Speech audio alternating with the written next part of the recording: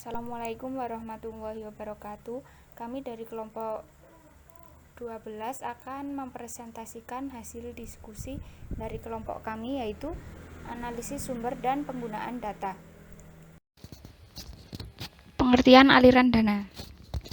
Aliran dana atau cash flow yang terjadi di suatu perusahaan merupakan aliran keluar masuknya dana atau cash yang ada di perusahaan yang bersangkutan.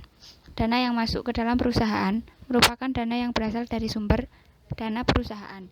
Sedangkan dana yang keluar dari perusahaan merupakan penggunaan dana yang digunakan untuk operasi kegiatan perusahaan. Analisis aliran dana dalam pengertian kas. Aliran dana dalam pengertian kas merupakan aliran kas masuk dan aliran kas keluar yang langsung mempengaruhi besarnya kas yang berasal dari laporan neraca dan laba rugi. Untuk itu kita perlu membandingkan unsur-unsur yang memperbesar kas.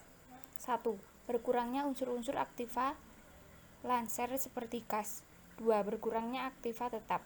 3. Bertambahnya unsur-unsur dalam hutang lancar. 4. Bertambahnya hutang jangka panjang. 5. Bertambahnya modal sendiri. 6. Bertambahnya keuntungan. Unsur-unsur yang memperkecil kas. 1. Bertambahnya unsur-unsur aktiva lancar selain kas. 2. Bertambahnya aktiva tetap. 3. Berkurangnya hutang lancar. 4. Berkurangnya hutang jangka panjang. 5. Berkurangnya modal sendiri. 6. Adanya pembayaran dividen kas. 7. Adanya kerugian.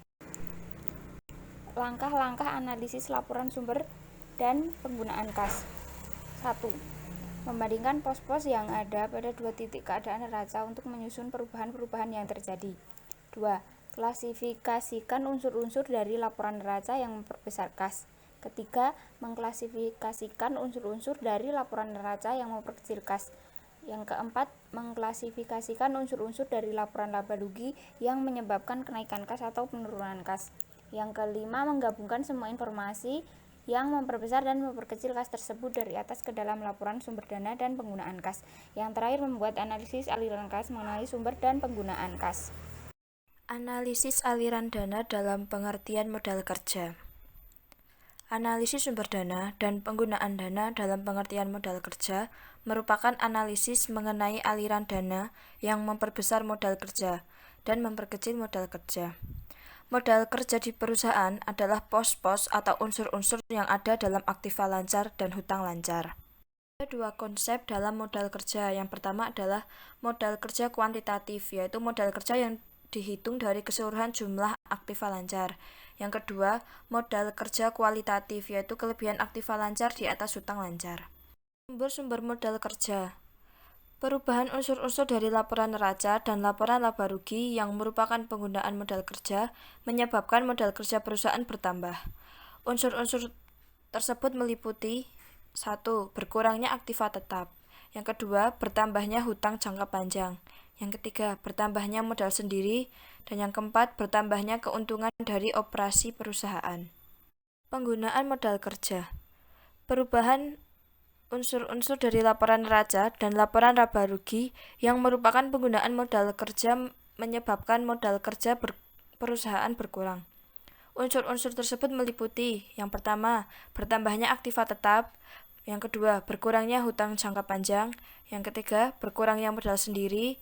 Yang keempat, adanya pembayaran dividen kas. Dan yang terakhir, adanya kerugian. Langkah-langkah menganalisis laporan sumber dan penggunaan modal kerja. Jadi di langkah-langkah ini ada 5 langkah yang mungkin wajib kita pahami, yaitu yang pertama, membandingkan unsur-unsur yang ada pada dua titik neraca, khususnya unsur-unsur current account untuk menyusun perubahan-perubahan yang terjadi. Yang kedua, mengklasifikasikan unsur-unsur dari non-current account yang memperbesar dan memperkecil modal usaha kerja. Yang ketiga, memasukkan unsur laba operasi perusahaan ke dalam kelompok yang memperbesar modal kerja dan kerugian operasi perusahaan ke dalam kelompok yang memperkecil modal kerja. Yang keempat, menggabungkan semua informasi yang memperbesar dan memperkecil modal kerja tersebut di atas ke dalam laporan sumber dan penggunaan modal kerja. Yang terakhir yaitu yang kelima, membuat analisis aliran dana mengenai sumber dan penggunaan modal kerja. Penyesuaian terhadap perubahan. Perubahan dalam aktiva. Pencantuman aktiva tetap dalam neraca dapat dilakukan dengan dua cara, yaitu dicantumkan dengan nilai bruto dan nilai neto. Nilai aktiva bruto artinya nilai tersebut belum dikurangi dengan depresiasi, sedangkan nilai neto berarti pencantuman nilai aktiva telah dikurangi dengan akumulasi depresiasi. Rumus untuk penyesuaiannya tersebut yaitu perubahan aktiva tetap bersih periode T sama dengan nilai aktiva tetap bersih periode T ditambah perubahan depresiasi aktiva tetap pada periode EGT dikurangi nilai aktiva tetap bersih periode T kurang 1. Selanjutnya, perubahan pada dividen kas. Laba setelah pajak akan dibagi sebagai dividen dan ditahan di perusahaan dalam rekening laba ditahan.